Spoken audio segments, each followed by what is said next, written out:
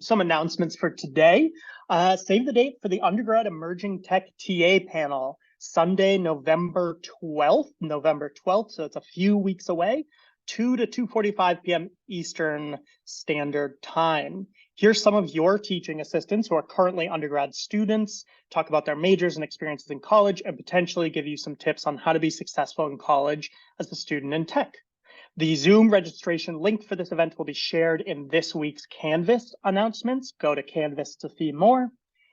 The form to submit questions that you personally would like TAs to answer will be available there. We won't be able to cover all the questions, but we will try to cover the most common questions. So put your question out there, and whether it's through this or any other form, we'll try to make sure they get answered. I know in the past, this has been a very popular and exciting event, so I really encourage you to save the date and watch, or at least submit some questions so that you can get them answered either way. Also note that a little after that, November 19th to the 25th, we will have a fall break.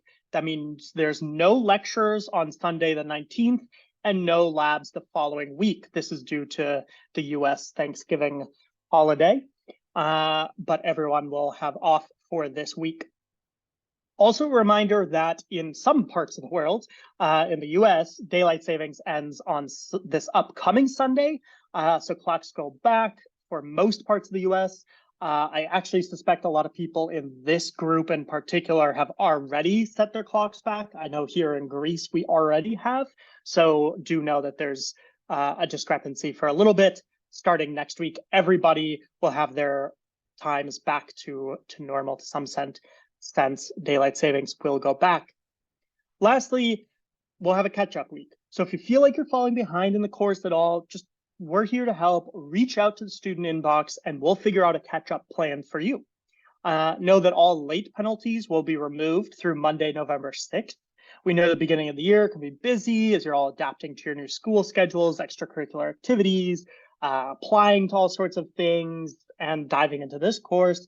So we wanted to give you an opportunity to catch up on any assignments you might have gotten behind on. We would so much rather you really get everything out of those, even if it's a little later, than to not do them at all. So we encourage you to attend office hours. Those are linked on Canvas if you need help with any assignments as you're getting caught up.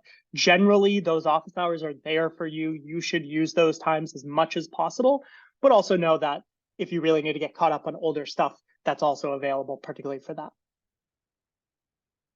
Next, the lab attendance code. Go ahead and write this down. If not, submit it now. Again, you do not need to submit this right now, right away. You have basically through the end of the day, Eastern time, to submit this code, 8786. I will also put this in the chat.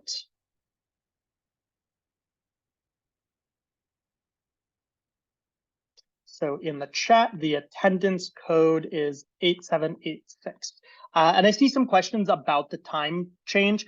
Again, it's unfortunately different in many different places in the world. It's even different within the United States. What I would recommend doing is just check your time relative to Eastern Standard Time. All the times that we give in this program are primarily Eastern Standard Time. So just check wherever you are in the world. Usually what I do is I just say time in New York or time in Eastern Standard Time, EST. That's a good way to just double check what time it is. Absolutely. Okay, today we're going to engage in a few topics. We're going to talk generally about the landscape of quantum programming languages. We're going to dive into Python basics, primarily with lists. This is really the last of the key concepts that we need for diving into Cirq for quantum programming.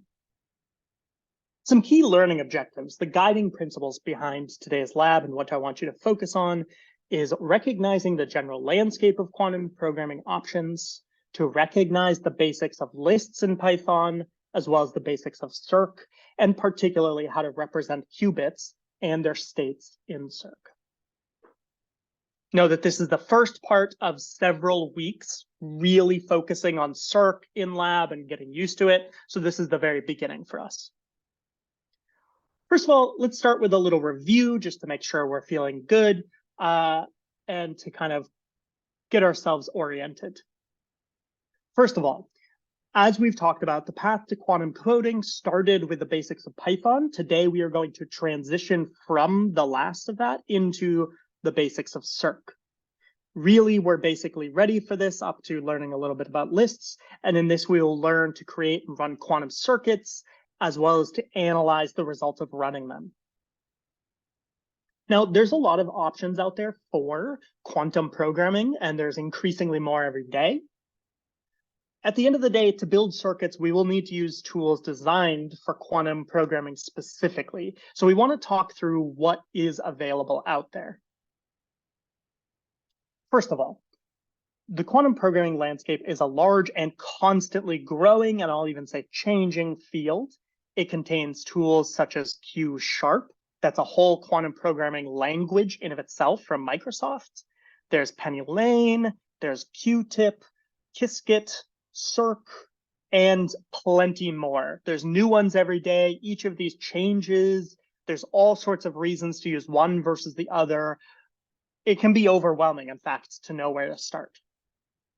We're going to choose Circ. Many of the concepts that you will need to do any of these languages really can be learned through Circ. This also lives within Python, where Q#, for instance, is its own programming language, albeit very similar to C#. Circ lives within Python. It's a Python library. It works within Python. So everything we've learned is applicable here. And a lot of the things we'll learn actually apply outside of Circ or even outside of quantum programming. So Circ is a really beautiful way to do this and where we will get started. So it's a Python library designed by Google AI Quantum team for the purpose specifically of creating quantum circuits. So this is where we'll be creating quantum circuits. Over here is a little sneak peek of code that by the end of the semester, you will feel comfortable coding up yourself. No worries if it all looks like gibberish right now. This will be a way to turn our code into something we can really run, such as circuits as shown here on the right. We will also, in lecture primarily and through Circ, learn how to interpret, create, and really just get our hands on circuits like are shown on the right here. A little history, first of all.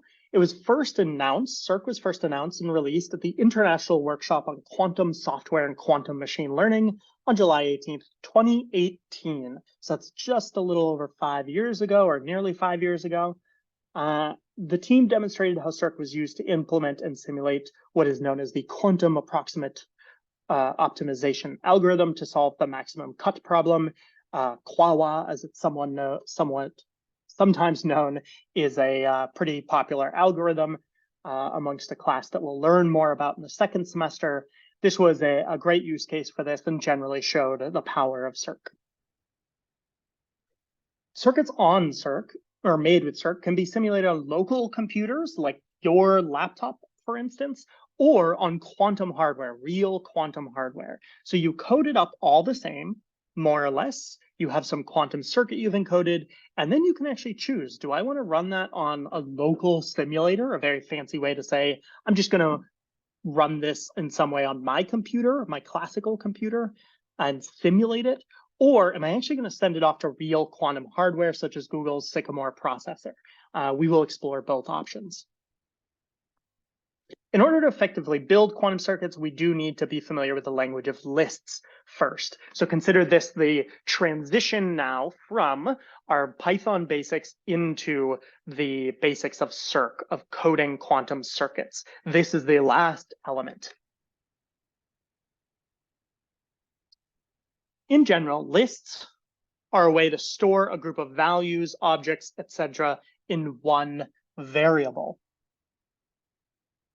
Understanding how to use lists will allow us to better understand how to use Circ in order to do things like create multiple qubits, represent the state of our qubits, modify our quantum circuits, and much more. For instance, on the right is a little kind of animation or illustration of sorts showing, say, a list of block spheres or a list of qubits, we will find a way to concretely code this. But before we really get into the complexities of both quantum coding with lists, let's talk about just what lists are in general with just more typical plain data. In general, lists store multiple pieces of data in one place. I really want to emphasize lists are exactly what they sound like, and using them may take some time to get comfortable with, but try not to overthink this one. Lists really are just lists. They're literally just a way to have a list of different things, of multiple pieces of data. You can really put any data type into a list in any combination. There's really no restrictions that Python places here. For instance, you could have a list called zip codes. This is a variable name. And in it, you store different numbers that represent zip codes, for instance.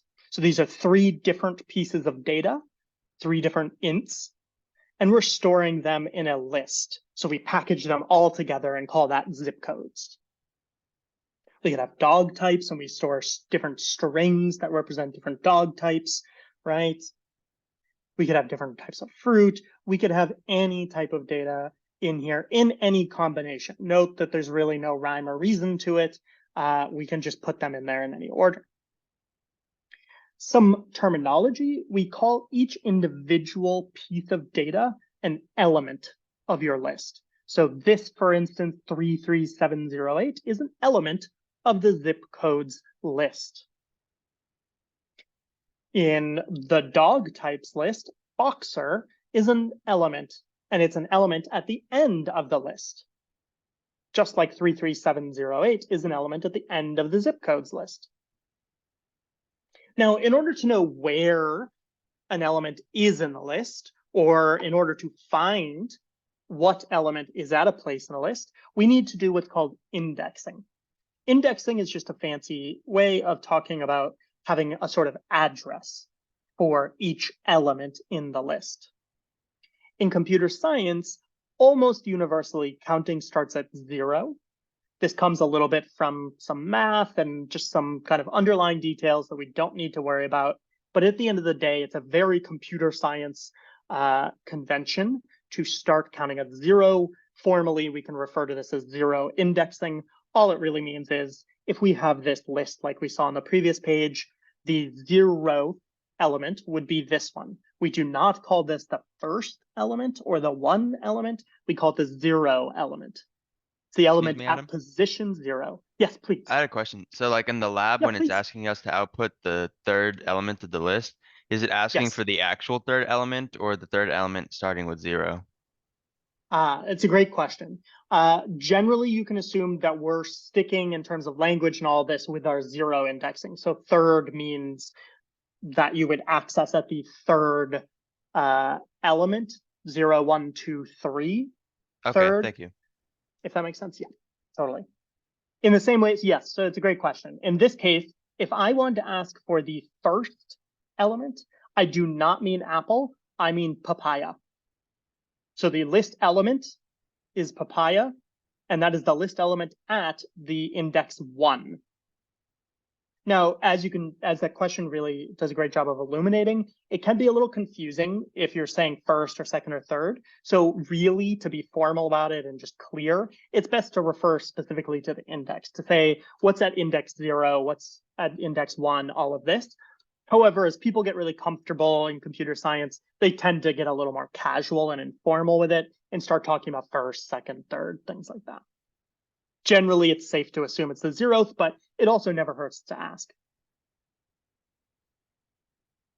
Now, indexing in general helps you identify or select specific parts of a list. For instance, in this case, we can say, okay, I have this list 0, 1, 2, 3, 4, and I want to access the second element or the element at index 2.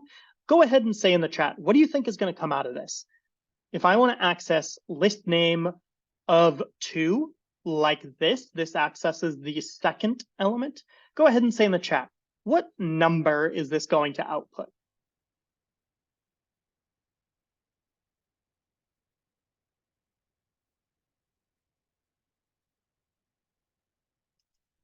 Ooh, I love it. I'm seeing almost a 50-50 split here.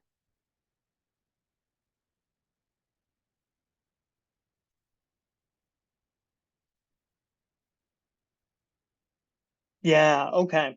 So I'm seeing a good split here, which is a really good way to see that it, again, indexing by 0 is a little funky.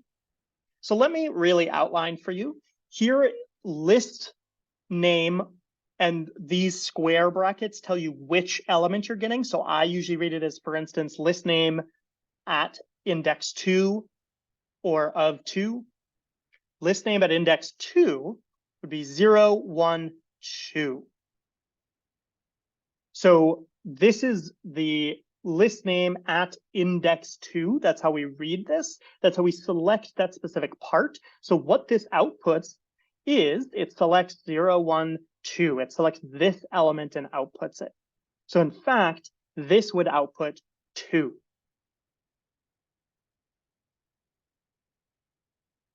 Not 1, even though confusingly you and I might call that the second element, because we as in English at least typically speak in 1 indexing. We start at 1 and count up, but in computer science we start at 0. So we have the 0, 1, 2.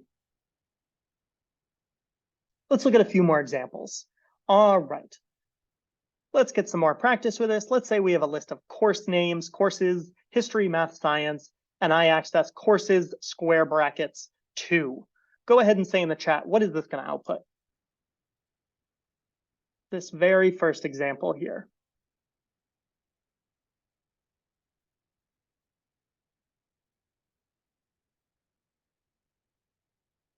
Yeah, very nice. It's going to be science. 0, 1, 2. This history is the 0th element, math is the first, science is the second.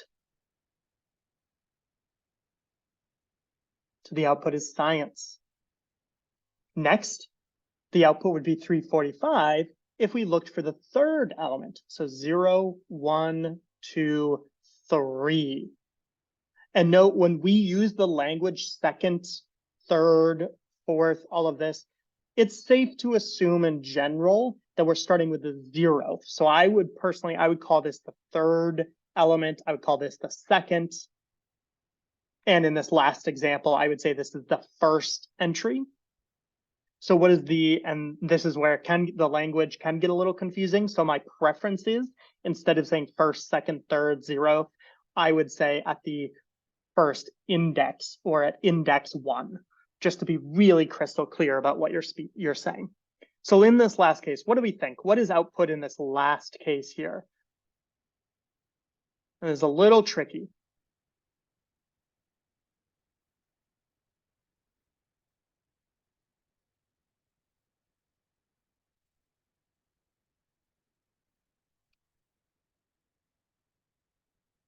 Yeah, okay. Yeah, so 2 things really going on here. First of all,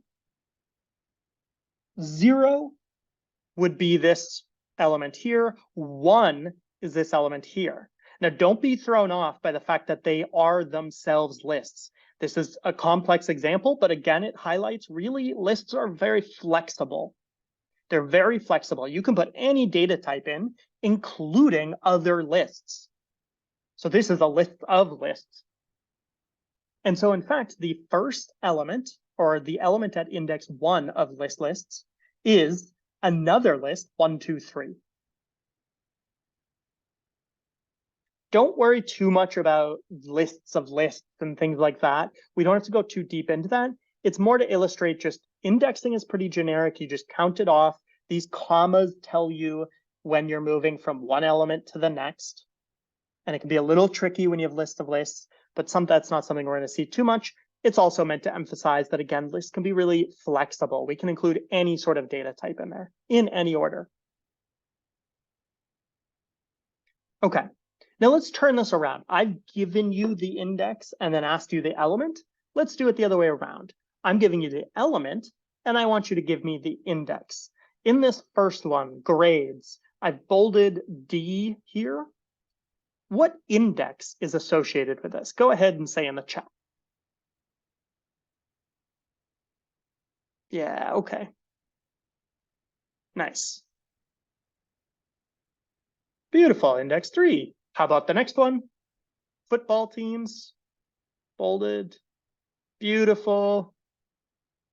Best nums, keep this going. This one might take a little longer to count out.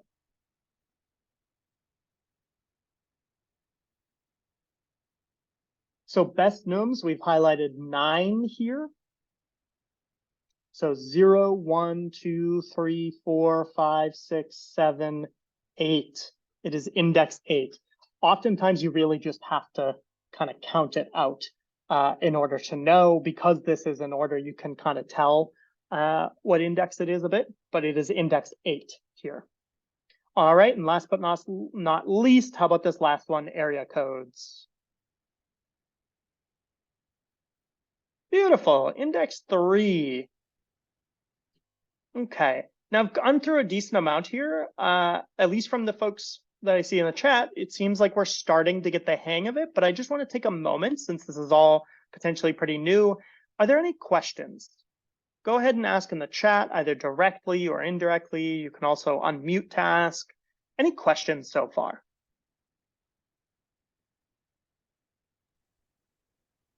I was wondering if the Google Colab for the homework opens after the meeting, or is there a reason like we can't see it now?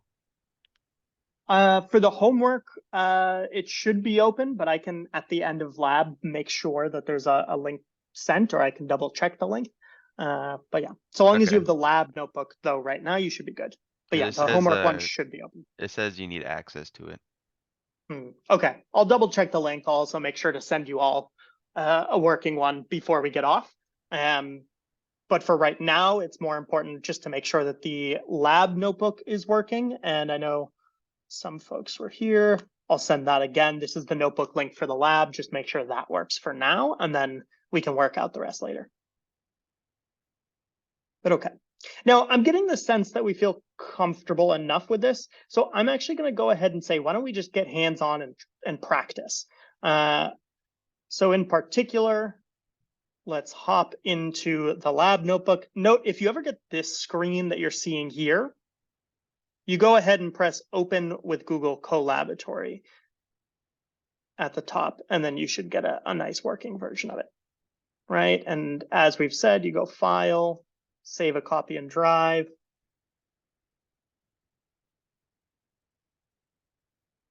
Great, and now we're gonna go to part 1.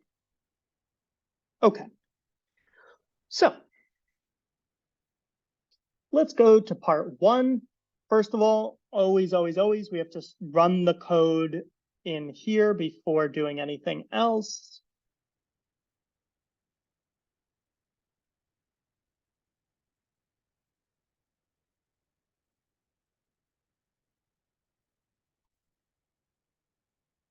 All right.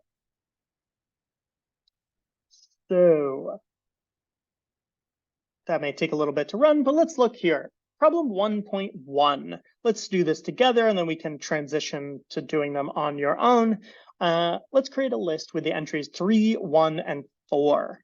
So for this very first one, I'm just going to go ahead and show you how it works and talk you through it. The second one, we'll start to kind of do it more interactively, and we'll go from there.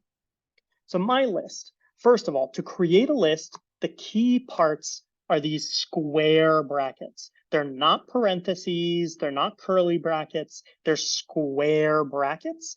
At least for me on my keyboard, this is just to the right of the O and P.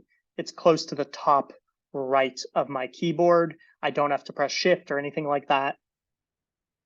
And often in Google Colab and other places, if you press the opening one, it automatically creates the closing one here, which is nice. You do need both. If you have just one, it's going to be an error. But if you have 2, you're good. Now we want the entries, another word for element, 3, 1, and 4. Remember the the commas, right? We can't have something like this. Notice that this is highlighted in red. It's having an issue with this. We need the commas between them. And then just to double check that we did this right, we'll output it like this. 3, 1, 4. And anytime you output a list, it'll tell you it's a list because it'll have the commas and the square brackets in the output as well. Okay. Now, you all tell me in the chat, what would I have to output the first entry of my list? What line of code do I need to write to output the first entry of my list now that I've created it?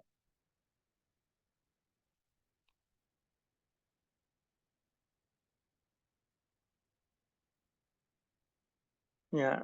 And again, so there's a question of, is this 0? Because that's always at the beginning. Is it the first? What do we mean?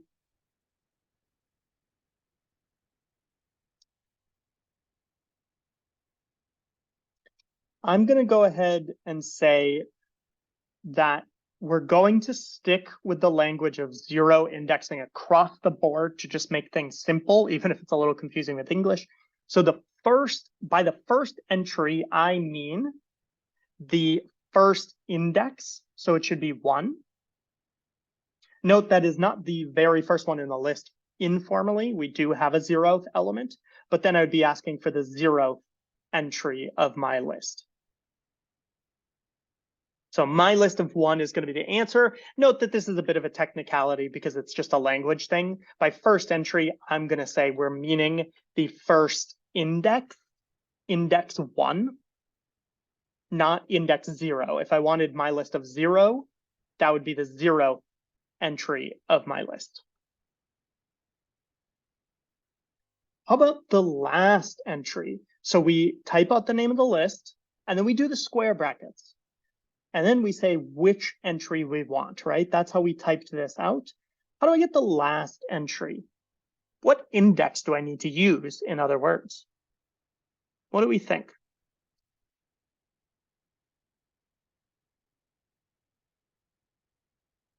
So there's some fancy ways to do this with negative indices. Totally encouraged and welcome if you're familiar with those. But what else could we do? How do we get the last element in this list? Yeah, my list of 2. Beautiful. And notice you can check. Okay, I get 4 out, 3, 1, 4. That was the very last element, right? So my list contains all 3 of these numbers. And then you use indices to access specific elements. Now, note, it is true if you're familiar with this, and you really don't need to worry about it. Otherwise, you can use negative indices where -1 starts at the back. It's a little fancy and not technically ever necessary, but it's, let's say, a Pythonic way to code once you get more comfortable. But really, the key thing is, at the end of the day, you can always just know how many elements are in your list and then put that here. So we have 0, 1, 2. 2 is the last element. Here we go. Okay, now let's create a new list, fruit list, containing the strings, apple, banana, strawberry, and orange. Again, I'll go ahead and get this started, but you all tell me in the chat, how do I output the third entry? And by that, I mean the third index, 0, 1, 2, 3.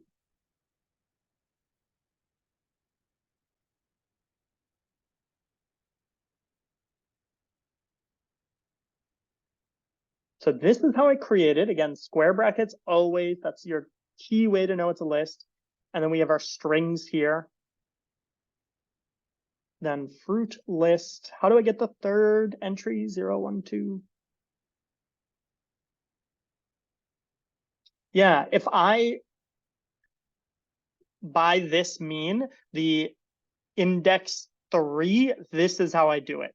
Apple is 0, banana is 1, strawberry is 2, orange is 3. Orange is 3.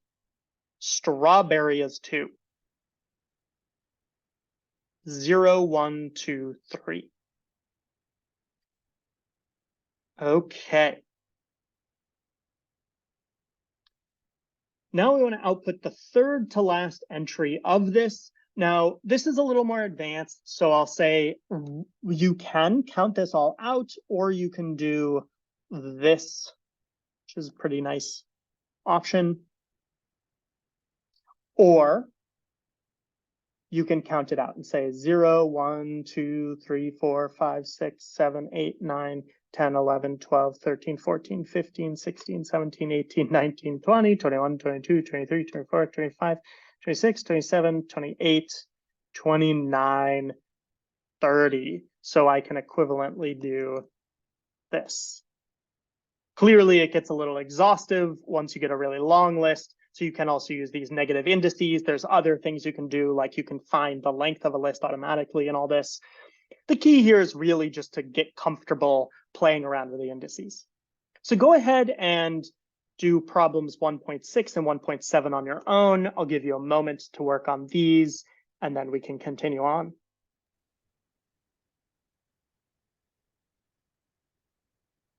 For 1.5, I think my answer Yes. actually had a mistake. It says third to last entry, so then it needs to be a semicolon. Um, I did -3 semicolon because it's third to last, Mm. but I didn't put that in my answer on accident. So like I this? mean a colon, sorry. Colon. Yeah. So yeah, if you use the colon, that's a way to like slice up the list, and so you can get the last three elements, but this is actually just asking for the individual element that is third from the last place. So Oh, actually okay. you don't even need the colon. So you are fine in the first place. Yeah. Okay.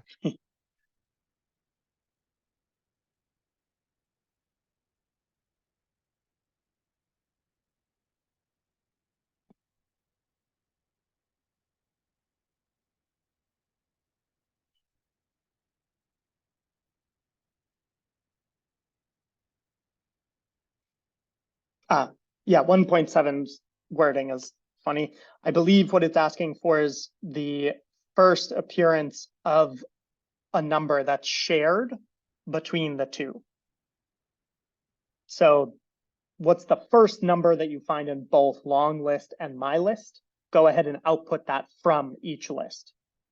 So I'll go ahead and start working on these now to show you the answers. So first of all, we want to output the second entry of long list and the second to last entry of long list. So the second entry would be 2, where again, we're saying the 0th entry, the first entry, the second entry. And then we can do -2, or we can say, again, 30 was our third to last. So if we want our second to last, it would be 31, right? Don't force yourself to do more work than you need to. And then here we want the one that appears first in both. So my list has 3, 1, 4.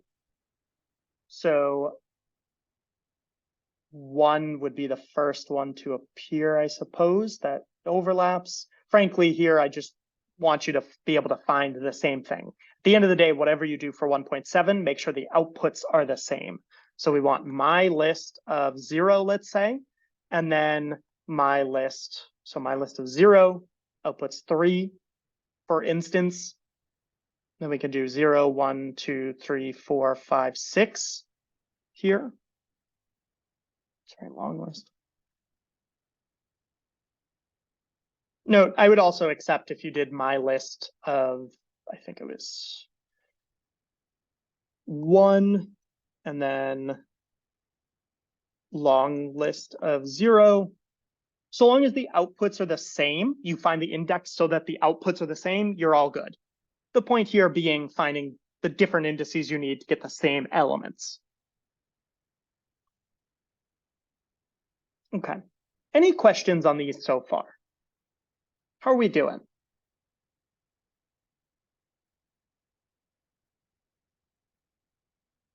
Okay. So let's continue with lists and really wrap them up by just talking about 1 or 2 more things. First of all, so far we've accessed specific elements, we've looked at what's there, but know that they don't always have to stay that way. You can actually update what element is there. So for instance, in this case, we have a list 10, 9, 8, and then we access element 0, and we say equals 11, and then print the list out. Go ahead and say in the chat, what number is going, or what list is going to be printed when we print ls?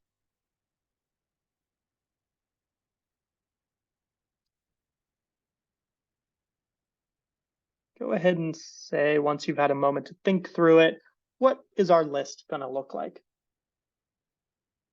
Yeah. Beautiful. 1198. We've changed that the 0th element.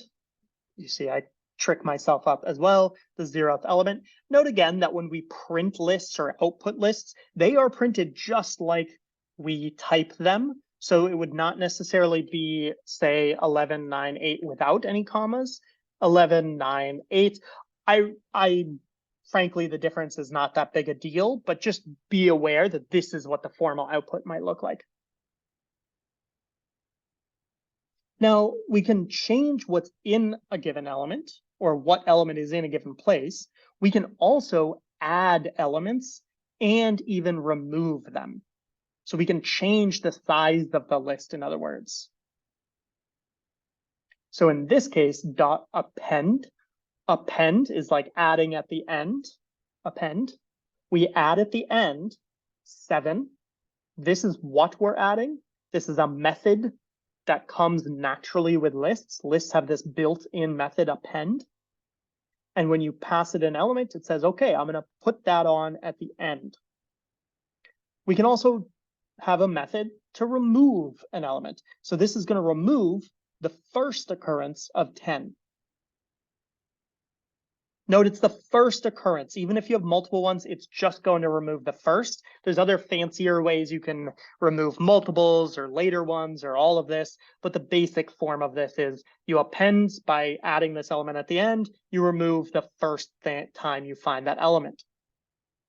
And if it's not there, then you don't change the list. So let's go ahead and see these in practice in the notebooks. So problem 1.8. Together, let's append the string mango to the below list. So we already have this fruit list. We want to append mango. One way we can do this is dot append. Remember, methods always have dot. And then we, in this case, have append as the name, and we pass in mango. Note you need the quotes. They can be single quotes or double, doesn't matter. And we do this. Let's go ahead and just output this to be sure. And you see we now have apple, banana, strawberry, orange, like the original, but we also have mango at the end. It has been appended. And it is true, there's other ways to do this as well, plus equals and things like this. If you're comfortable with one versus the other, those are totally fine, but know that this will get you everything you need. All right, now let's add the elements from long list to the list below. So we have pi list, and now we want to append the elements from long list below. Now, there's a few different ways to do this. It's interesting to note that if we do this, and then we print, we technically have this list as its own element. For now, that's totally fine, but I just want to point out that in particular, if I do 0, I get this. Pi list of 1, I get 1. Again, these were already in here, so this should not be too surprising. Oh. But then when I do this, something interesting happens. It is itself a list. So when you append, it just takes whatever you're giving it and it just puts it in at the end. It does not care. It doesn't understand, for instance, that we might want to unpack this. Now, there are other ways to unpack that. You can use loops if you're familiar with them. There is another list method called extend that can do this, all of these things. For the sake of this, the main takeaway is dot append is a great method, but you have to be careful because it literally just takes whatever you pass it and it makes that one more element in the end, even if it's a really long list itself. So now, independently, I want you to go through and do 10 through 12. Note that we have these advanced exercises, so you can go ahead and work on those if you're more comfortable with lists. But for now, please just go ahead and work on 1.10 through 1.12.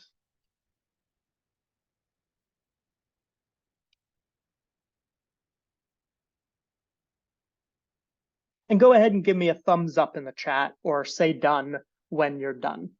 or have gotten as far as you can.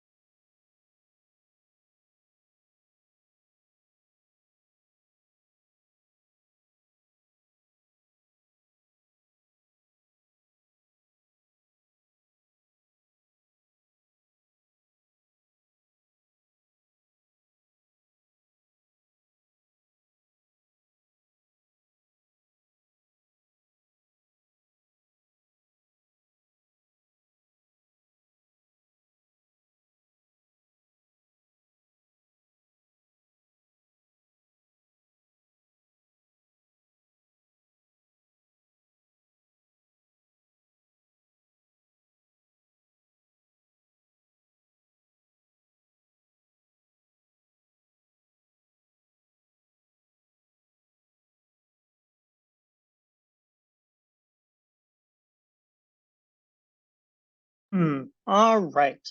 So why don't we go through and review?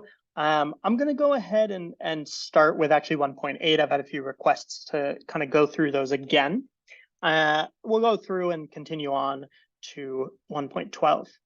So first of all, just to clean this up a little bit, should be given this. What we want to do is add the elements from long list to the list below.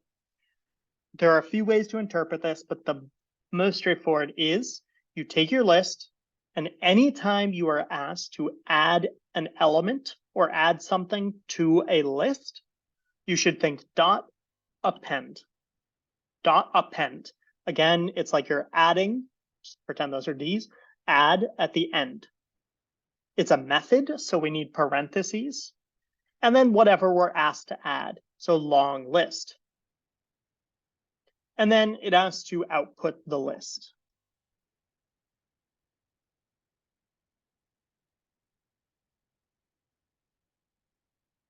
Okay. Now, in 1.9, we want to add the elements, or yeah, just did this. 1.10. Now, we want to find the length of the new pi list. So there are a few ways to do this. One is to look at how many elements you have. And we have to be really careful here. We started with a list with 3 elements. It was 3 elements long. And then we added something else. So even though long list that we added has a ton of elements in it, it's very long, it technically is just 1 element that we've added. So in fact, the length of this is 4. Now there's actually a fancy method we can use, or not so fancy, called len, L-E-N. Length of list is len.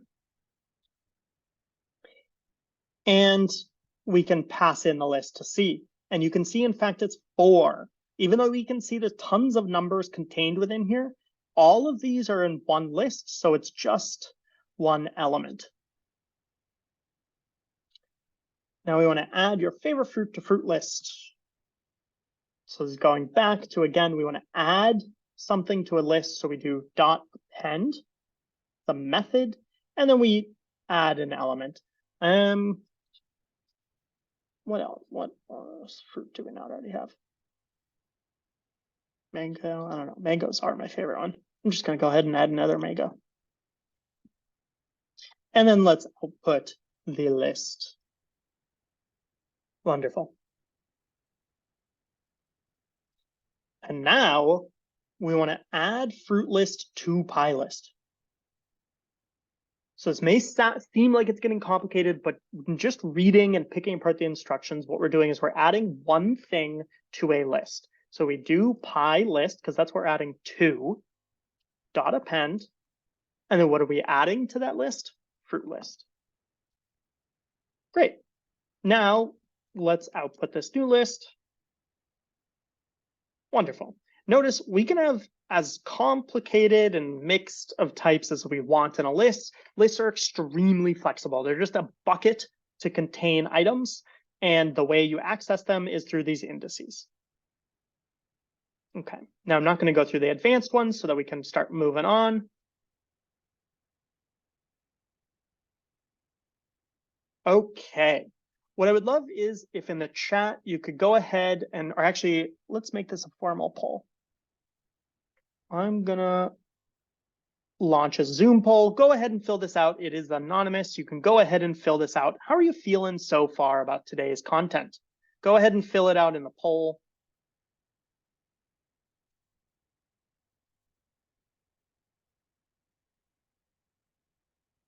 Right, we have a 77% participation so far. Can we get it up to 100? Give it another 10 seconds here. If you haven't answered the poll question yet, go ahead and do it. Just seeing how you're feeling, completely anonymous. The 10, 9, 8, 7. I'm seeing some more responses, but still a few. See, I think we still 4 people remaining. 5, 4, 3, 2, 1, and 0. Awesome. All right. So, seems like we're feeling good, but let's just take a moment for last questions on this. Again, know that we'll, as with everything, have plenty of chances to practice. But any questions before I move on?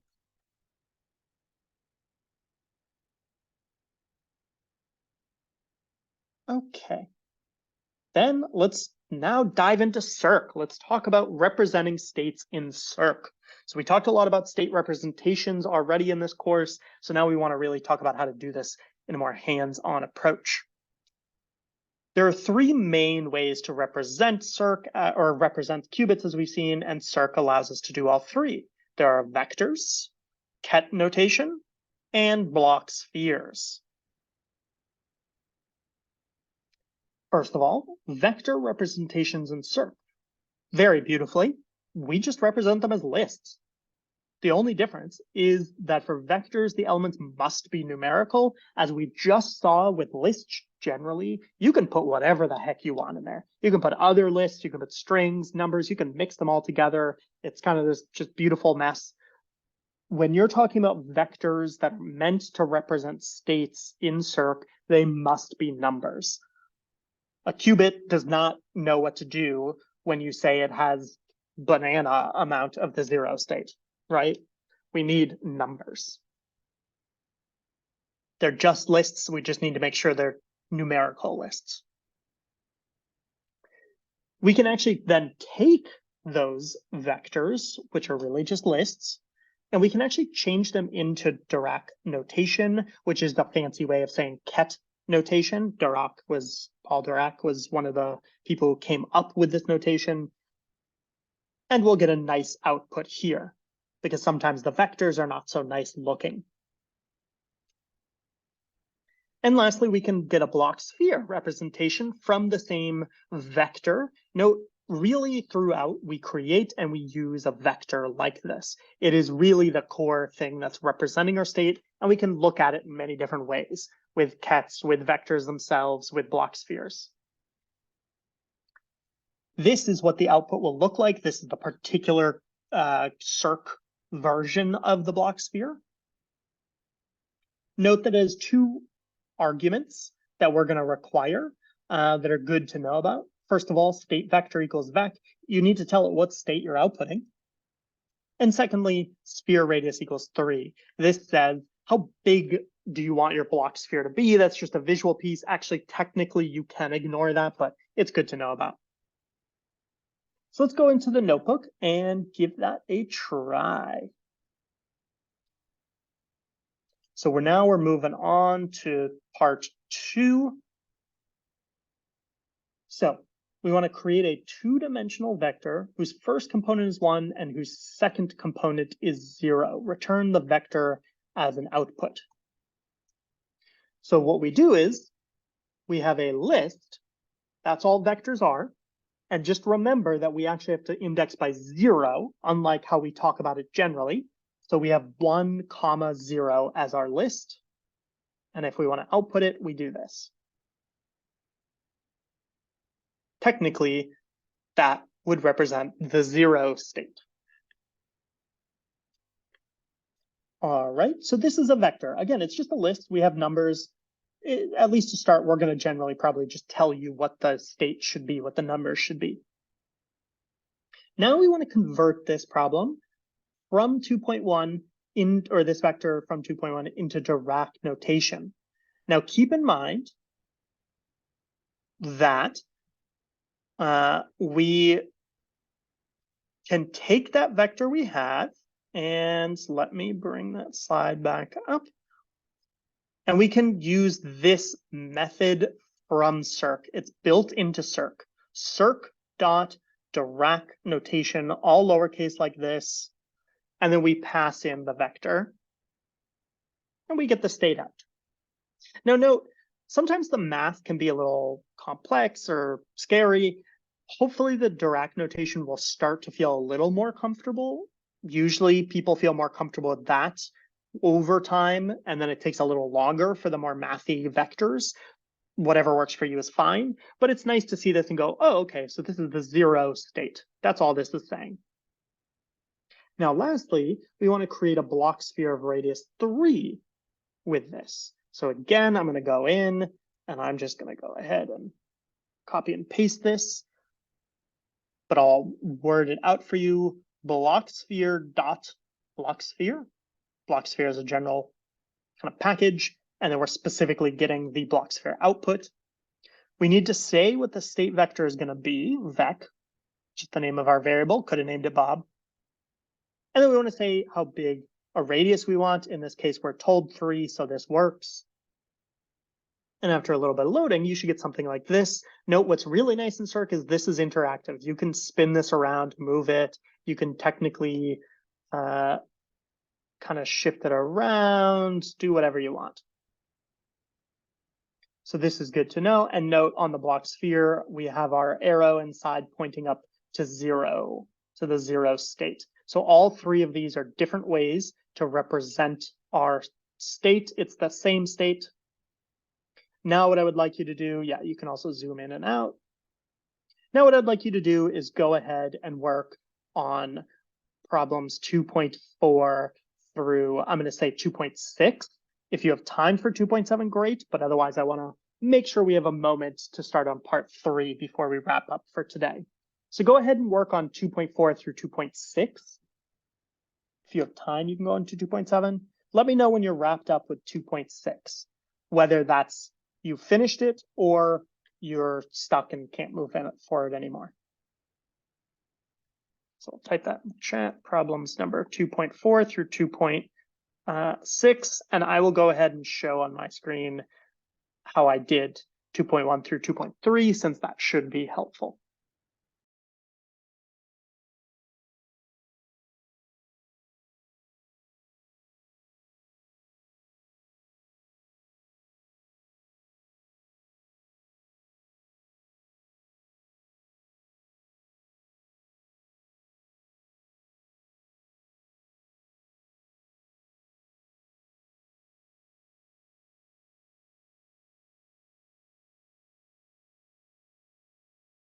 Go ahead and just let me know in the chat when you're wrapping up with 2.4 through 2.6.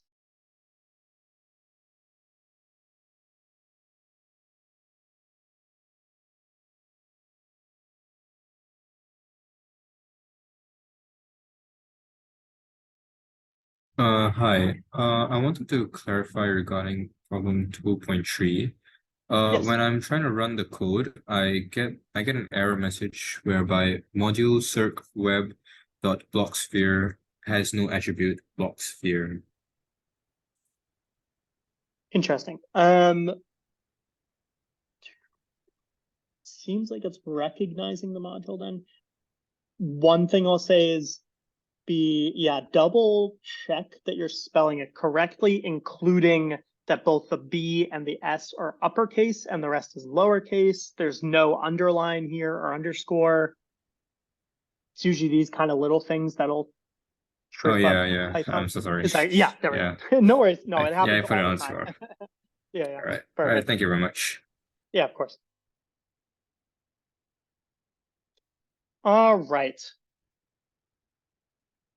Perfect. So let's go ahead and do this. So now we're creating a vector whose first component, number 2.4, creating a vector whose first component is 0, and the second one is 1. Okay. 0, 1, unlike before where we had 1, 0.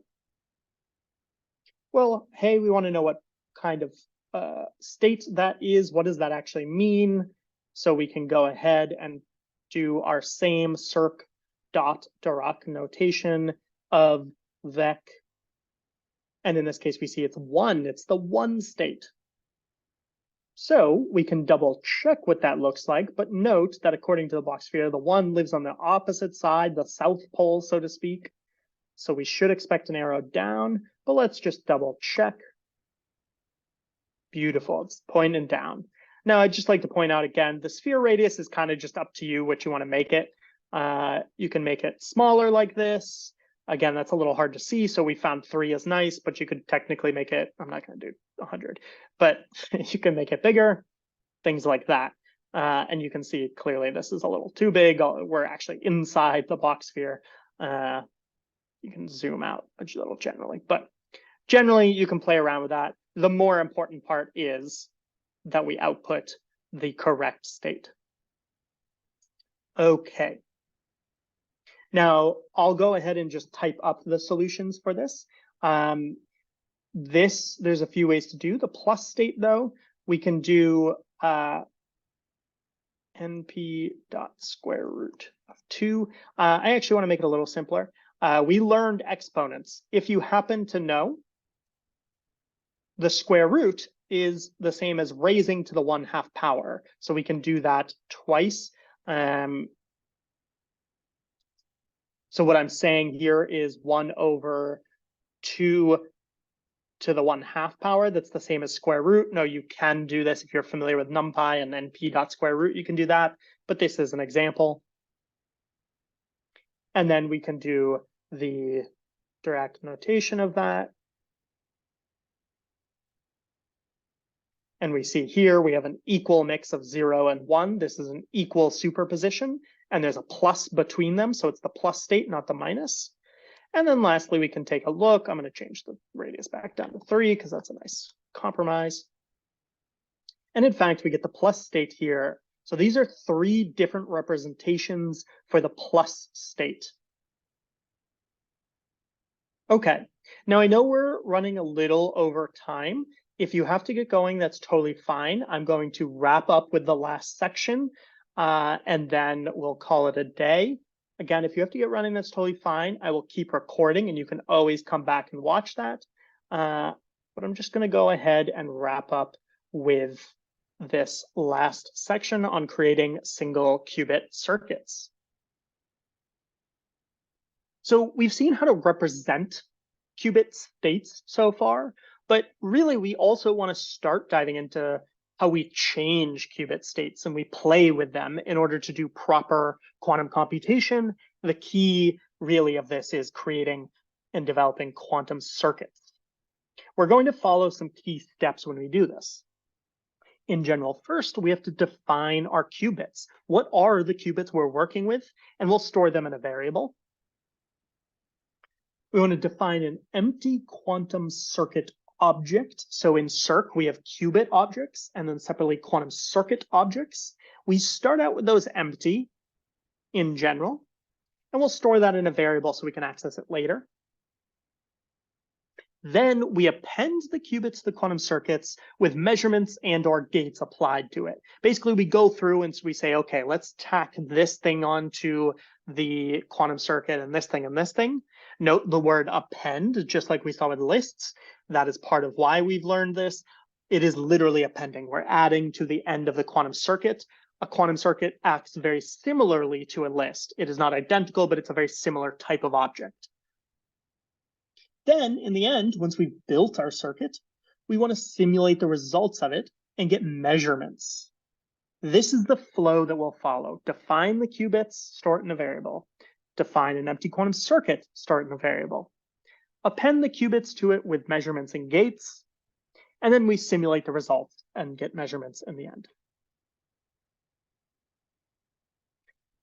In this case, a very simple case could be we have the 0 state and we just measure and we look at the results. So let's walk through step by step. We're going to look into this much more in depth next week when we start learning about gates and all of this and generally quantum circuits. So consider this a sneak peek. First of all, one way to create qubits is using the circ.named qubit constructor, really. It creates a qubit object. This will allow you to create a single qubit with a name given as an argument. Circ provides several types of qubits that you can create or arrangements of them. The simplest and most versatile is named qubit. There's other ones you can use for more specialized purposes. For now, we're going to stick with named qubit. This is the syntax. This just creates a qubit object that we can work with, where we've just given it the name Q0. Note, this could be literally anything. Bob, Adam, my favorite qubit, whatever. If you try to print this out or look at it, Python will just say, yeah, this is a circ.named qubit object with the name Q0.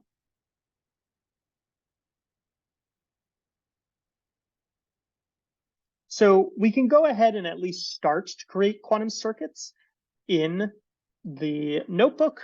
Again, we're going to explore this a lot more in depth next week, but let's just start by creating a qubit.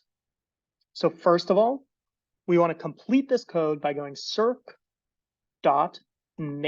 qubit. And again, capital spelling, spacing, all very important. Capital N, capital Q, all one word, no underscore. And then we want to give it a name. So I'm going to go ahead and give it the name Alice. And there we go, we have it. Now, that's not very interesting, of course, so let's at least see what Python says it is. And says, hey, that's a circ named qubit, and we've named it Alice. Now, we want to create a circuit. In this case, we have to now go back and see how we do this. So step 2, the variable myCircuit will be set equal to a circ object calling the circuit method. So similarly to how we had circ.named qubit, we have circ.circuit to create this. And if you print it out, since it's empty so far, nothing should be printed out. So we can go ahead and see that. So we have my qubit. In general, we're going to say it's best practice to just create a new qubit every time that you're creating a new circuit.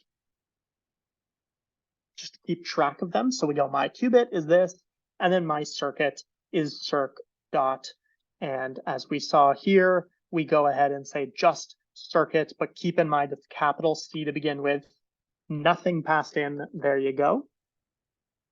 And again, just to see how uninteresting this is so far, if we try to print that out, nothing.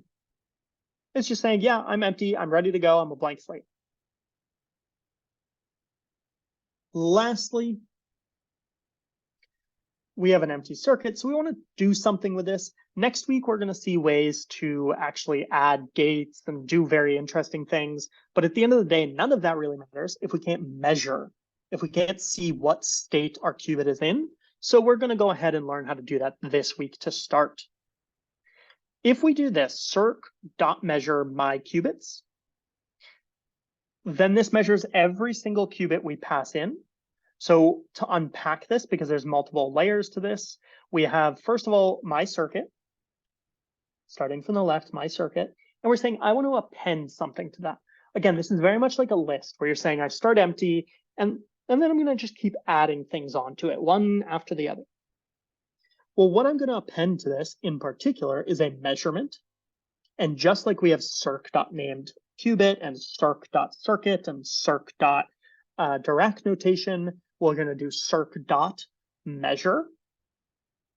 And then we say which qubits we want to do. Which qubits do we want to actually measure? This will generally be output in a way that looks like this, where we have a little m to say, hey, we're measuring this qubit.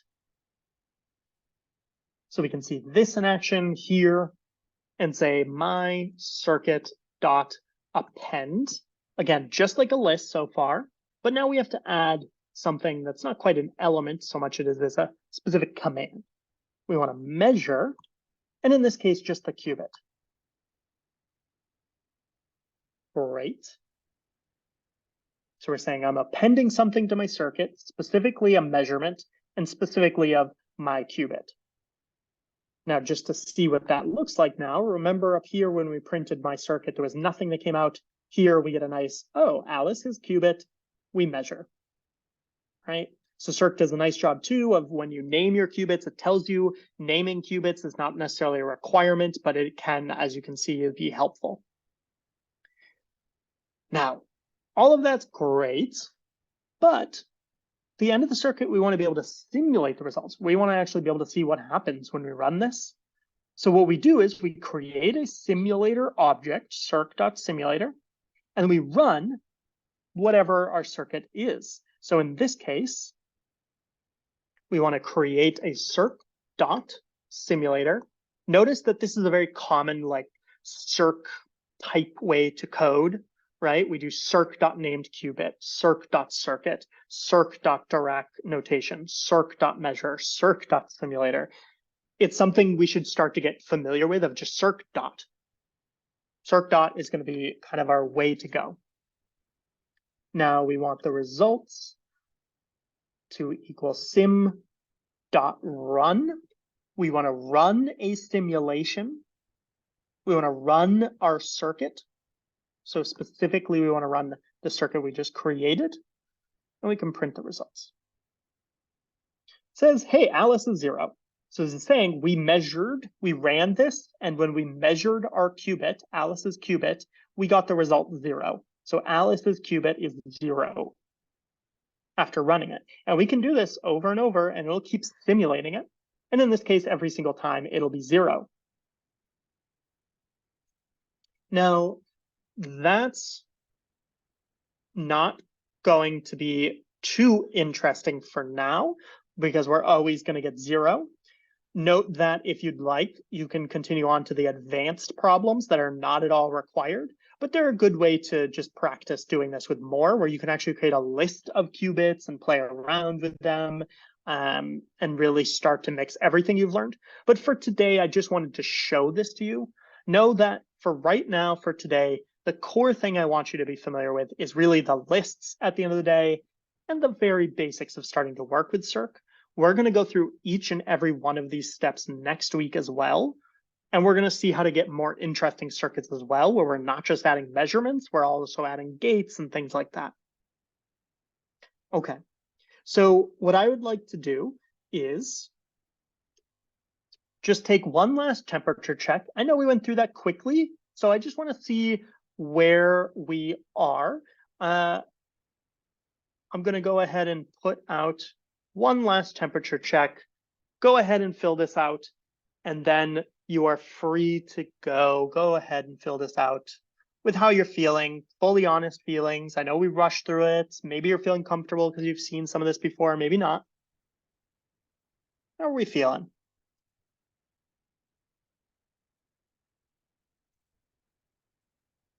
Okay, we have most folks, just 3 folks left. If you're one of the 3, go ahead and get your voice heard.